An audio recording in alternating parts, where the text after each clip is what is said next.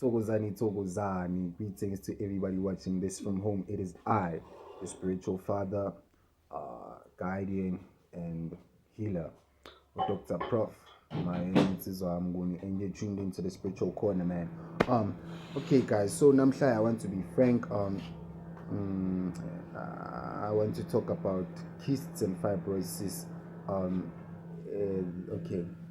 So isifo lesikakhulu Thokozani, isifo sihamba sihlupha abantu besimame angithi. It is whereby kuba nezinto noma kumila izinto emzimbeni umuntu wesimame, right? And then now this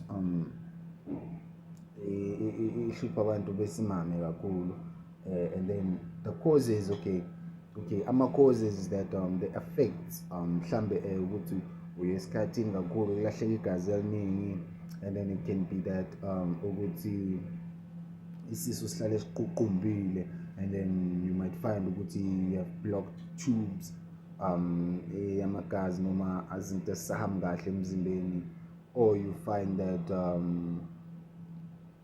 mhlambe nje kuningi, but those are the few effects lezo sobala, just ukuthi nibe ne-clear understanding of this thing.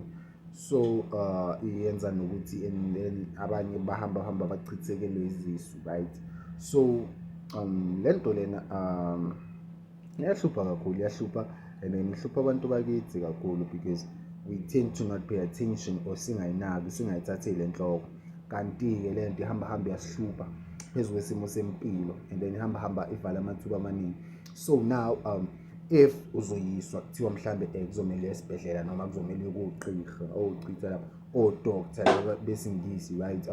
You might find that ukuthi but okay, because now usisesimeni esiso, it's cysts and fibrosis. You can Google it, I don't know how, but to get your own understanding, right? So nithi nasenifika lapha abo-doctor bathi there's nothing we can do but ukuthi ungene operation whereby now usuyahlinzwa, right?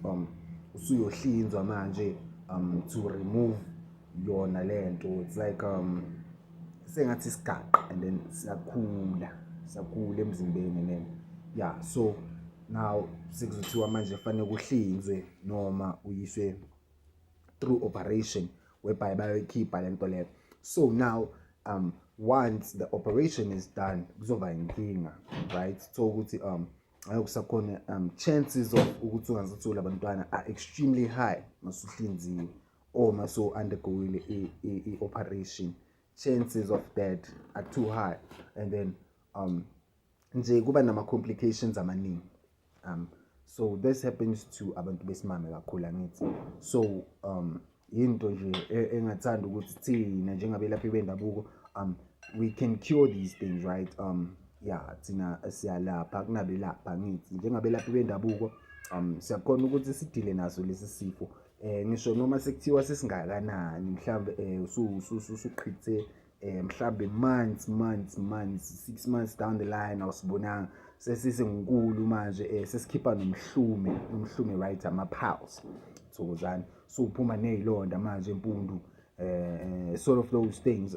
Thina njengabelaphi bendabuko we cater for such things. So I highly advise ukuthi if you are going through this thing, go out there, man. Go out there, ungeza kimi, ungaya kumelaphi oseduze nawe, but you need to go to someone who knows this thing, who can help you ngokweqiniso, ngoba thina enkathini zamanje asisalaphi kodwa sesigijimisa imali. But that is not the case. I'm not here to discriminate, but I'm here to educate and uplift. So yiloko ke bakwethu bengiqela nje ukuthi if uhlushwa ilesi sifo lesi uzama ukuthi uphakameke uyofuna usizo.